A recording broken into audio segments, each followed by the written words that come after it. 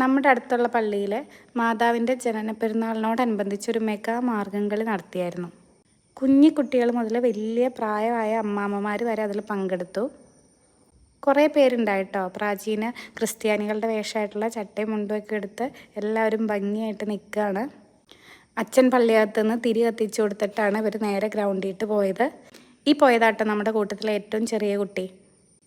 അങ്ങനെ എല്ലാവരും ക്രമമായിട്ട് താഴെ ഗ്രൗണ്ടിട്ട് പോയി. അവിടെ വെച്ചായിരുന്നു മാർഗ്ഗംകളി ഉണ്ടായിരുന്നത്. എല്ലാവരും കൂടി ഈ ഒരു വേഷമൊക്കെ ഇട്ട് കാണാനായിട്ട് ഭയങ്കര അടിപൊളിയായിരുന്നു.